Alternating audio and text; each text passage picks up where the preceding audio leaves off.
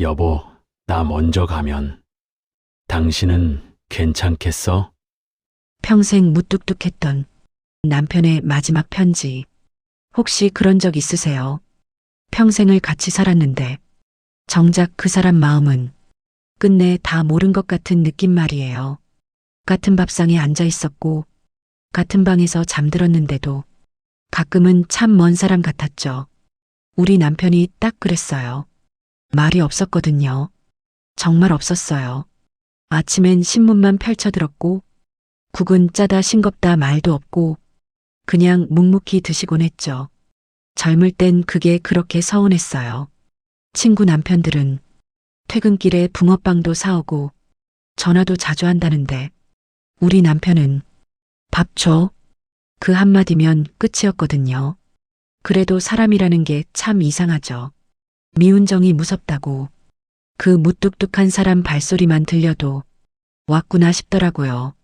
그날도 그랬어요. 비가 조금 왔죠. 봄비였는데 바람이 차서 그런지 시장 사람들도 일찍 짐을 접고 있었어요. 저는 국밥집에서 혼자 저녁을 먹고 있었어요. 남편 병원 들렀다가 오는 길이었거든요.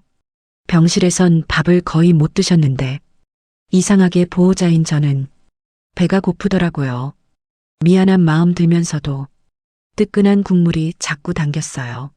국밥집 사장님이 조용히 깍두기 더 갖다 주시는데 괜히 울컥했어요. 병원 다녀오셨어요? 그 말 한마디가 사람 마음을 툭 건드릴 때가 있잖아요. 저는 괜히 웃었죠. 네.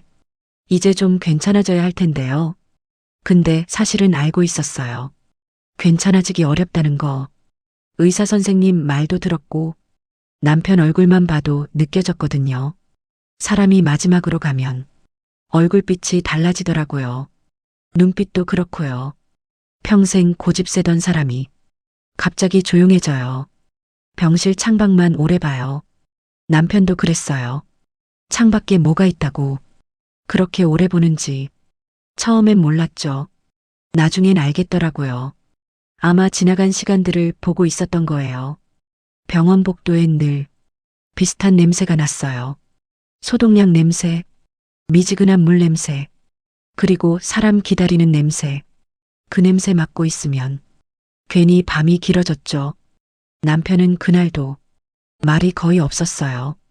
제가 귤을 까주면 조용히 받아먹고 물을 건네면 고개만 살짝 끄덕이고 딱 그 정도였어요. 근데 이상하게 자꾸 제 손을 보더라고요. 처음엔 몰랐어요. 제가 물컵 들 때마다 남편 시선이 손등에 머무는 걸. 나이 들면 손이 먼저 늙잖아요. 핏줄도 올라오고 손마디도 굵어지고 예전엔 고운 손이라는 말도 들었는데 언제 이렇게 됐나 싶었죠. 남편이 갑자기 그러더라고요.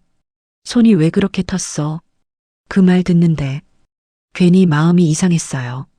평생 그런 말 안 하던 사람이거든요. 저는 그냥 웃었죠. 설거지해서 그렇지 뭐. 남편은 한참 있다가 작게 말했어요. 고생했네. 딱 그 말.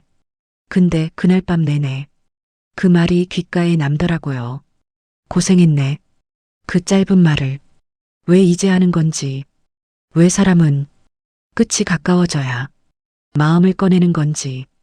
병실 불이 어두워지고 다른 보호자들도 하나둘 졸기 시작했어요. 저는 의자에 기대 앉아 창밖만 보고 있었죠. 새벽 2시쯤이었나 남편이 갑자기 절 불렀어요. 여보, 그 한마디에 잠이 다 깨더라고요. 우리 남편은 평생 절 이름으로 불렀거든요. 순자야. 아, 그게 다였어요. 근데 그날은 여보라고 하더라고요. 저는 얼른 가까이 갔죠. 왜 그래요? 남편은 한참 뜸들이다가 베개 밑에서 뭘 꺼냈어요. 하얀 봉투였어요. 조금 구겨진. 이거 나중에 봐. 저는 웃었죠. 뭘 이런 걸 다 써. 남편은 대답 안 했어요. 그냥 창밖만 보고 있더라고요. 비가 계속 오고 있었어요. 병실 창문에 빗물이 천천히 흘렀죠. 저는 그 봉투를 가방 안에 넣었어요. 그때까진 몰랐죠. 그게 남편이 처음이자 마지막으로 제게 쓴 편지일 줄은요. 다음 날 아침이었어요. 병원 창문으로 흐린 햇빛이 조금 들어왔죠. 밤새 비가 왔는지 창틀 아래 물자국이 남아 있었어요. 간병인 아주머니는 복도 끝 정수기 앞에서 뜨거운 물을 받고 있었고요. 병실 안은 조용했어요. 이상할 만큼 원래 병원은 새벽부터 부산하잖아요. 휠체어 소리 나고 간호사들 발걸음 오가고 어르신들 기침 소리 들리고 근데 그날은 모든 소리가 멀게 느껴졌어요. 남편은 눈을 감고 있었죠. 자는 건지 깨어 있는 건지 잘 모르겠더라고요. 저는 조용히 사과를 깎았어요. 과일 칼이 잘 안 들어서 껍질이 자꾸 두꺼워졌죠. 그걸 보다가 괜히 웃음이 났어요. 남편이 건강할 땐 맨날 잔소리했거든요. 사과 아깝게 왜 그렇게 깎아? 그 소리가 귓가에 아직 남아 있었어요. 사람이 참 이상하죠. 살아있을 땐 듣기 싫던 말도 안 들리면 허전해져요. 저는 잘게 자른 사과를 작은 접시에 담아놨어요. 혹시라도 드실까 싶어서요. 근데 남편은 입맛이 없었어요. 물 몇 모금 마시고는 고개를 돌리더라고요. 입술이 자꾸 말라 보였죠. 저는 립밤을 조금 발라줬어요. 평생 남자답게 살아온 사람인데 그 모습 보니까 괜히 마음이 작아졌어요. 한때는 그렇게 덩치 크던 사람이 병원 침대 하나에 조용히 누워 있으니까요. 점심쯤 됐을까요? 아들이 잠깐 왔어요. 회사 반차 쓰고 왔다더라고요. 양복 차림 그대로였어요. 아버지, 저 왔어요. 남편은 눈만 살짝 떴죠. 그리고는 아들 넥타이를 한참 보더라고요. 밥은 먹었냐? 그 말에 아들이 웃었어요. 네, 먹었어요. 평생 다정한 말은 못하면서 꼭 밥은 물었죠. 아들 어릴 때도 그랬어요. 술 마시고 늦게 들어와도 방문 열면서 제일 먼저 하던 말. 애밥 먹었냐?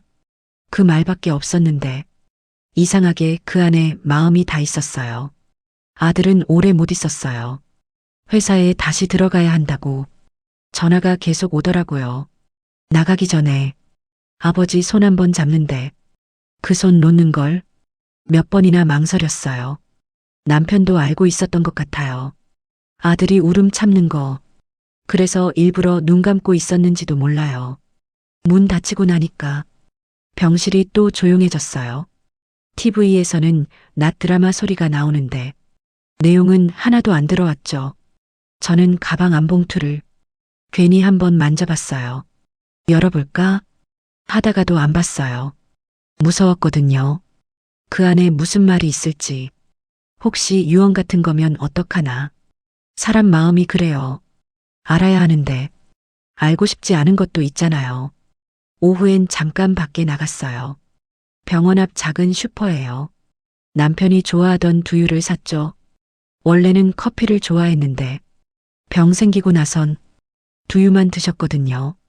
슈퍼 아주머니가 봉투 건네면서 그러더라고요. 요즘 계속 병원 다니시죠? 동네는 좁으니까요. 모르는 척해도 다 알고 있어요.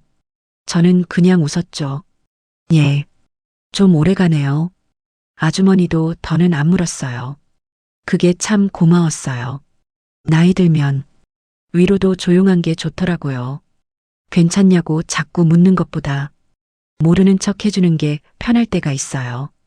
병원 돌아오는 길에 버스 정류장 앞을 지나는데 어떤 할아버지가 혼자 앉아 있었어요. 검은 우산 하나 들고 버스는 아직 한참 남았는데도 그냥 가만히 앉아 계시더라고요. 그 모습을 보는데 괜히 남편 생각이 났어요. 우리 남편도 퇴직 후엔 자꾸 버스 정류장에 앉아 있었거든요. 왜 거기 앉아 있어? 물으면 그냥 대답은 늘 짧았죠. 근데 나중에 알겠더라고요. 집에만 있으면 사람이 더 외로워져서 그랬던 거예요. 어디라도 사람 지나가는데 앉아 있으면 덜 적적하니까 저녁엔 남편이 조금 정신이 들었어요. 제가 두유 빨대 꽂아주니까 천천히 마시더라고요. 그러다 갑자기 낮은 목소리로 물었어요. 집 춥지 않냐? 저는 피식 웃었죠. 보일러 켜놨어요. 반찬은? 있어요. 남편은 또 한참 말이 없었어요. 그러다 아주 작게 말했죠. 김치 떨어졌을 텐데. 그 말 듣는데 괜히 웃음이 나더라고요. 아픈 와중에도 냉장고 걱정을 해요. 평생 그런 사람이었어요. 표현은 못해도 늘 생활적으로 마음을 건네던 사람. 저는 일부러 밝게 말했죠. 내일 가서 담아 놓을게요. 남편은 고개를 끄덕였어요. 그리고는 한참 뒤에 천천히 제 쪽을 보더라고요. 봉투, 응? 꼭 혼자 있을 때 봐. 왜 그런 말 있잖아요. 별거 아닌데도 가슴이 덜컥 내려앉는 순간, 그날 남편 목소리가 그랬어요. 조용한데 이상하게 오래 남는 목소리. 저는 괜히 물 마시는 척했죠. 눈 마주치면 울 것 같아서요.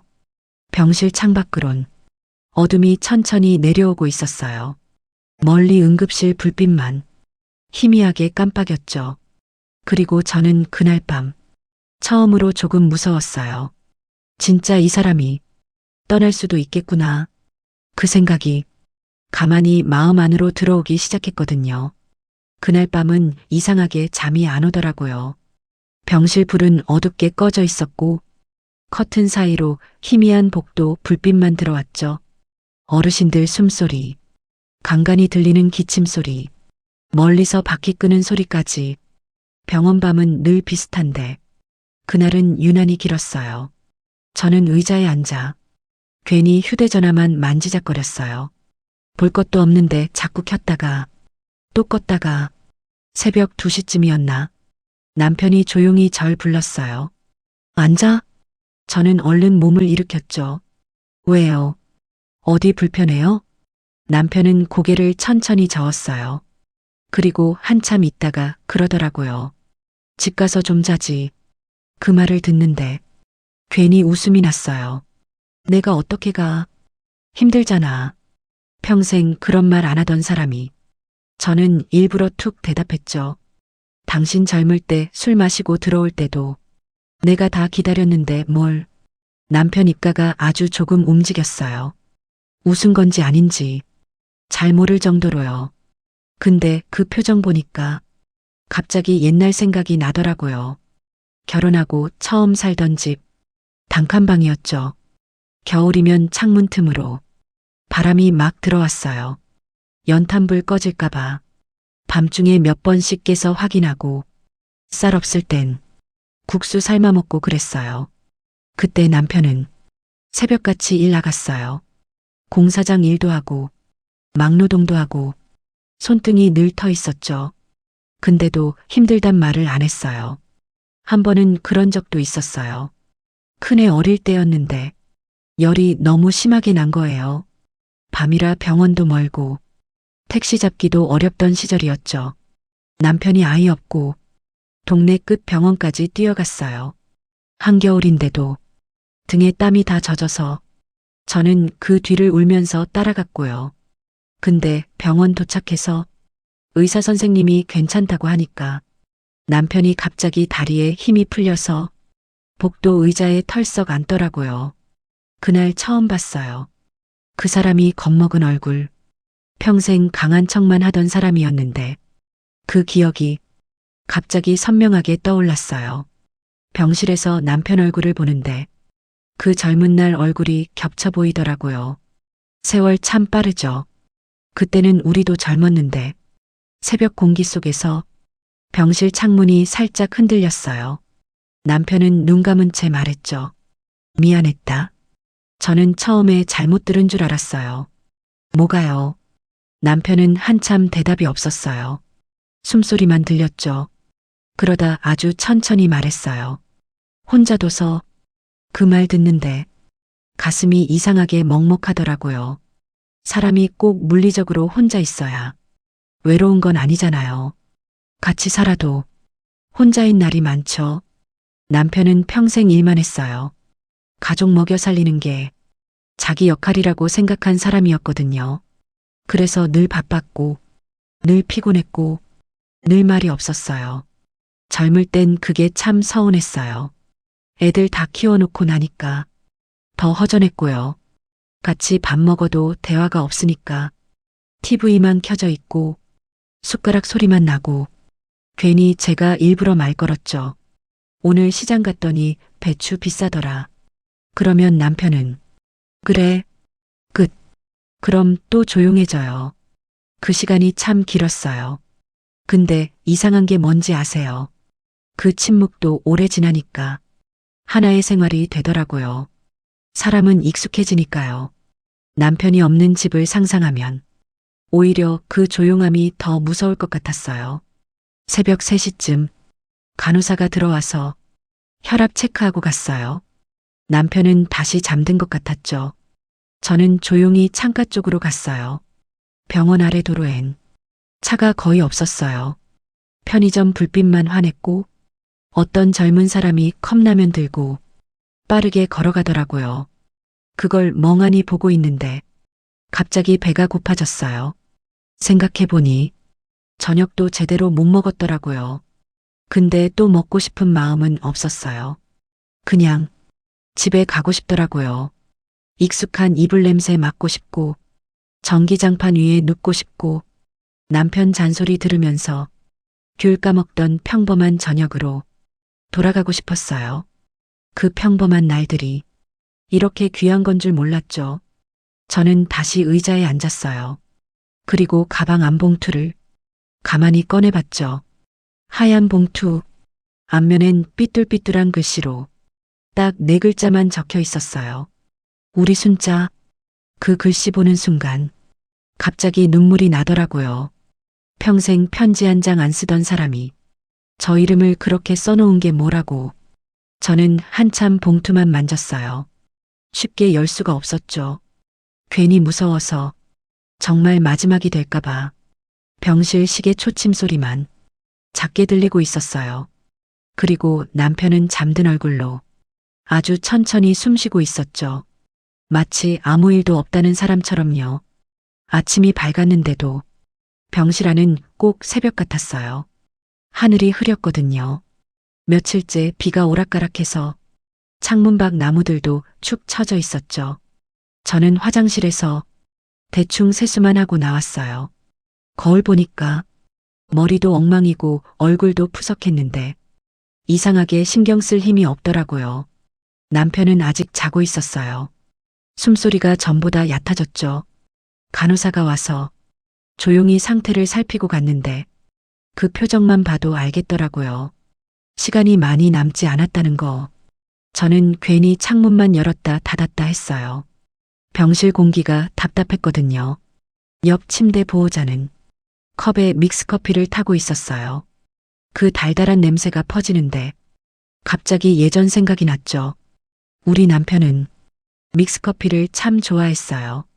퇴근하고 오면 양은 주전자에 물 올려놓고 커피부터 찾았거든요. 뜨겁게 타. 꼭 그 말을 했어요. 그러면 저는 일부러 투덜댔죠. 손 있으면 직접 타먹지. 근데 또 타줬어요. 그게 생활이었으니까. 그런 평범한 시간이 이제는 참 그립더라고요. 점심 지나고 남편 친구분이 다녀갔어요. 동네에서 같이 바둑 두던 분인데 귤 한 봉지를 들고 오셨더라고요. 근데 병실 들어오자마자 표정이 굳는 거예요. 남편 얼굴 보니까 아마 바로 느끼신 거겠죠. 두 분은 한참 말이 없었어요. 친한 사람들끼리는 오히려 말이 없어지잖아요. 괜한 위로도 안 하고 그냥 옆에 잠깐 앉아 있다가 툭 한마디 하는 거죠. 먼저 가 있냐? 남편이 아주 작게 웃었어요. 천천히 와. 그 짧은 대화 듣는데 괜히 가슴이 찡하더라고요. 친구분은 한참 있다가 제게 귤 봉지를 건네셨어요. 형수님도 좀 드세요. 저는 괜찮다고 했는데도 억지로 손에 쥐어주고 가시더라고요. 엘리베이터 앞까지 배웅 나갔는데 그분이 갑자기 뒤돌아서 말했어요. 형님이 형수님 이야기 많이 했어요. 저는 순간 멈칫했죠. 우리 남편이요? 누굴 칭찬하거나 속 이야기하는 사람 아닌데 친구분은 웃으시더라고요. 맨날 무뚝뚝해서 티가 안 났지. 그 말 남기고 엘리베이터 문이 닫혔어요. 저는 한참 그 앞에 서 있었죠. 이상했어요. 평생 듣고 싶었던 말을 왜 이제야 듣는 건지. 병실 돌아오니까 남편이 눈 뜨고 있었어요. 갔냐? 응. 뭐래? 저는 괜히 웃었죠. 별말 안 해. 남편은 고개만 끄덕였어요. 그리고 또 조용해졌죠. 오후 햇빛이 잠깐 들었어요. 창가 쪽 침대 난간에 빛이 길게 비쳤죠. 남편 손등에도 햇빛이 올라왔어요. 핏줄이 선명한 손, 거칠고 큰 손, 평생 일만 하던 사람 손이었어요. 저는 그 손을 천천히 잡았어요. 예전엔 참 따뜻했는데 이제는 자꾸 차가워지더라고요. 남편이 눈도 안 뜬 채 말했어요. 왜? 그냥. 한참 있다가 제가 조용히 물었죠. 나 잘 살았어요? 남편은 바로 대답 안 했어요. 숨만 천천히 쉬고 있었죠. 저는 괜히 민망해져서 다른 데 보려는데 남편이 그러더라고요. 고생 많았지. 그 말 듣는데 갑자기 눈물이 왈칵 났어요. 사람이 꼭 거창한 말을 듣고 싶은 건 아니더라고요. 수고했다. 고맙다. 그 말 한마디면 되는 건데 우리는 왜 그걸 평생 못하고 살았을까요? 저는 얼른 고개 숙였어요. 울고 있는 거 들킬까봐. 창밖에서는 구급차 소리가 멀어졌다 가까워졌다 했어요. 병실 TV에서는 홈쇼핑 진행자가 크게 웃고 있었고요. 세상은 그대로 돌아가는데 우리 시간만 멈춘 느낌이었어요. 해질 무렵 남편이 갑자기 손가락으로 가방 쪽을 가리켰어요. 봉투였죠. 오늘 봐. 목소리가 아주 작았어요. 숨처럼 끊어질 듯한 소리. 저는 괜히 딴청 부렸죠. 나중에 보면 되지. 근데 남편은 천천히 고개를 저었어요. 오늘 그 말에 더는 미룰 수가 없더라고요. 저는 봉투를 들고 조용히 병실 밖으로 나왔어요. 복도 끝엔 작은 휴게실이 있었어요. 자판기 하나 놓여 있고 낡은 소파 2개 있는 곳. 저녁 시간이라 그런지 사람도 없었죠. 창밖은 어둑어둑했어요. 빗물이 유리창에 가늘게 흐르고 있었고요. 저는 천천히 봉투를 열었어요. 안에는 접힌 편지 한 장이 들어 있었죠. 삐뚤한 글씨, 군데군데 수정한 흔적, 잉크 번진 자리도 있었어요. 아마 몇 번을 망설이며 쓴 거겠죠. 저는 떨리는 손으로 천천히 첫 줄을 읽기 시작했어요. 순자야, 내가 이런 걸 다 쓰네. 딱 그 첫 줄인데도 눈앞이 흐려지더라고요. 글씨는 삐뚤삐뚤했어요. 평생 글 쓸 일 별로 없던 사람 글씨. 볼펜도 중간에 몇 번 끊겼는지 잉크가 진했다 옅었다 했죠. 저는 휴게실 소파에 앉아 천천히 읽어 내려갔어요. 평생 말을 못했다. 고맙다는 말도 미안하다는 말도 짧은 문장이었어요. 딱 남편다운 괜히 길게 꾸미지도 않고 툭툭 적어놓은 말들. 근데 그게 더 마음에 남더라고요. 젊을 땐 먹고 사는 게 급해서 몰랐다. 당신 혼자 외로운 줄도 몰랐다. 그 문장 읽는데 갑자기 오래전 저녁들이 떠올랐어요. 애들 재워놓고 혼자 부엌 정리하던 시간. TV 소리만 켜져 있고 남편은 피곤하다며 먼저 잠들고 저는 괜히 창문 밖 골목만 보곤 했죠. 지나가는 사람 그림자라도 보면 덜 허전했거든요. 그 시절엔 참 바빴어요. 먹고 사는 게 우선이었으니까. 그래서 서운한 마음도 대충 접어두고 살았죠. 근데 편지 속 남편은 그걸 다 알고 있었더라고요. 시장 갔다 와서 다리 아프다고 하던 날도 기억난다. 나는 모르는 척 했는데 사실 다 들었다. 그 대목에서 저도 모르게 웃음이 났어요. 그날 기억나거든요. 무가 너무 무거워서 낑낑대며 들고 왔는데 남편은 신문만 보고 있었어요. 속상해서 일부러 크게 말했죠. 다리 끊어질 것 같네. 근데 남편은 대답도 안 했거든요. 그런데 밤에 보니까 제 다리 밑에 슬쩍 찜질팩 놔뒀더라고요. 말은 안 해도 그런 사람이었어요. 편지는 계속 이어졌어요. 당신이 끓여준 된장찌개가 제일 좋았다. 근데 한 번도 맛있다고 못했다. 그 문장 보는데 눈물이 또 나더라고요. 저는 된장찌개를 참 자주 끓였어요. 돈 없던 시절에도 된장찌개 하나면 밥 먹을 수 있었으니까. 애호박 조금 넣고 두부 반모 썰어 넣고 멸치 아끼려고 국물 연하게 끓이던 날도 많았죠. 그걸 남편은 말없이 늘 2그릇씩 먹었어요. 저는 그냥 배고파서 먹는 줄만 알았는데 휴게실 창밖으로 빗소리가 잔잔하게 들렸어요. 병원 복도에선 카트 끄는 소리가 지나가고 있었죠.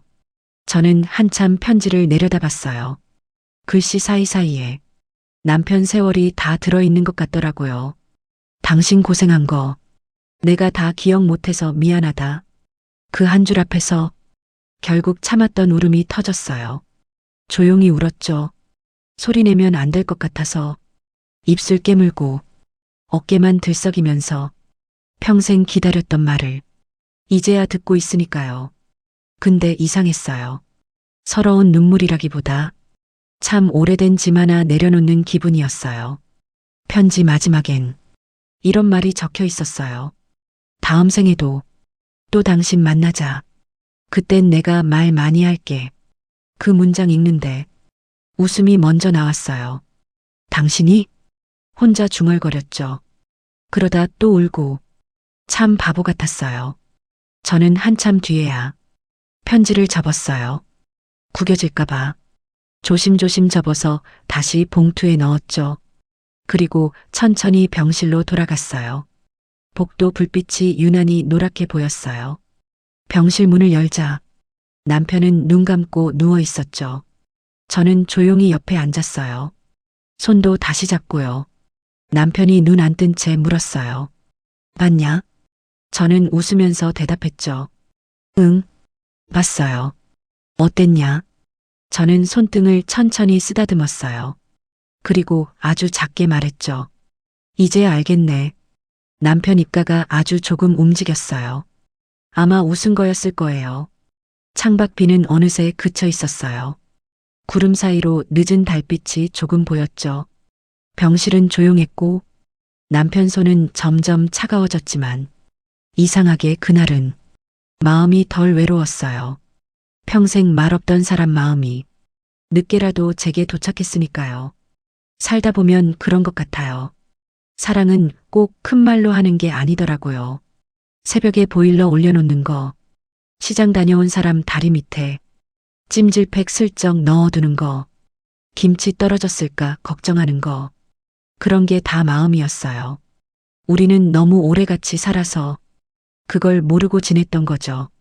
오늘도 누군가는 무뚝뚝한 얼굴로 가족 걱정하고 있을 거예요. 표현은 서툴러도 마음까지 없는 건 아닐 거예요. 그러니까 혹시 오늘 옆에 있는 사람에게 따뜻한 말 한마디 먼저 건네봐도 좋겠죠. 생각보다 사람은 그 말 하나 오래 기억하더라고요. 그리고 그날 밤 저는 남편 손을 잡은 채 아주 오랜만에 편안하게 울었어요. 여러분은 어떠세요? 살면서 끝내 못 들은 말 있으셨나요? 혹은 아직도 전하지 못한 마음이 남아 있으신가요? 오늘 이야기가 누군가를 떠올리게 했다면 조용히 댓글로 남겨주세요. 여러분 이야기 가만히 읽어보겠습니다. 그리고 오늘도 외롭지 않은 밤 되셨으면 좋겠네요.